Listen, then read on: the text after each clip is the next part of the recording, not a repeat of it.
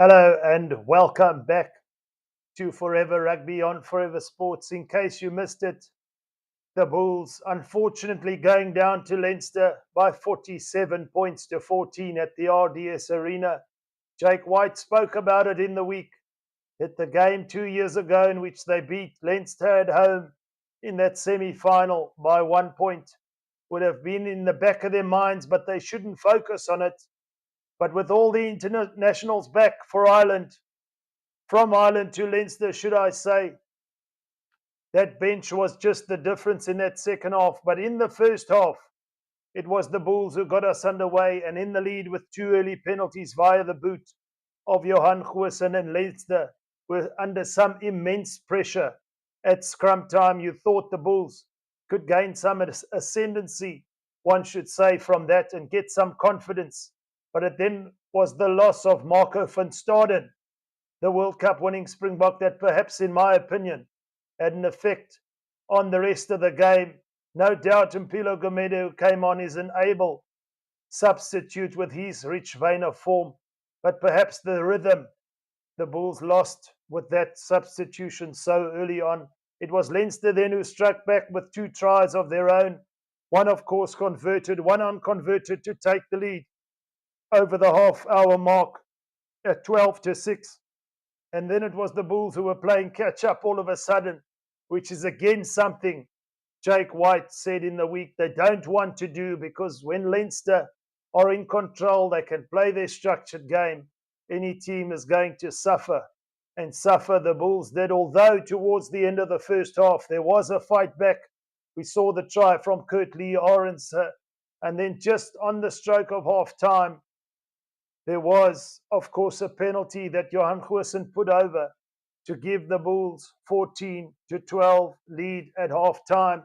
Yes, the Bulls had 14 points at half-time, which one begs the question, 35 unanswered points in the second half. How did it happen? Towards the end of the first half, of course, Leinster had to weather the storm with that yellow card, but they came out in the second half a man down and took the game to the Bulls and blew them out of the water. And as I said, into the stratosphere, scoring 5 unanswered tries and all of them converted. They didn't opt to kick for goal. They put the ball in the corner, back themselves, and the Bulls not able to deal with the pressure. One also feels perhaps the Bulls kicking the ball away a little bit too much with the 50-50 kicks or the shaping kick from the base of the ruck, from the 9. But there'll be more question than answers if you're a Bulls fan. And for Jake White coming home, the Bulls are going to have to make a run for it and play hard at home to keep themselves at the top of the table. They had aspirations to at least equal points with Leinster and with points difference go to the top.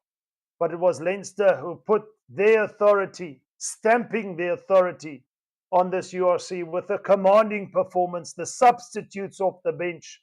The pure class was evident in that second half, and the Bulls had absolutely no answer, going down by 47 points to 14 on this Good Friday. And as we said, more questions than answers for Jake White, for Leinster. They go marching on, staying at the top of the table. The Bulls are coming home, and they're going to have to find a way to fix those errors.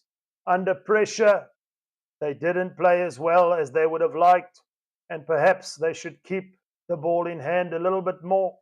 We thought it was going to be a precursor to a very tight affair come the test matches in July, but Leinster really showed their class as the most consistent team over the years in the URC, and overcoming the Bulls quite comfortably, 47 points to 14. From myself, Rudes here at Forever Rugby and Forever Sports.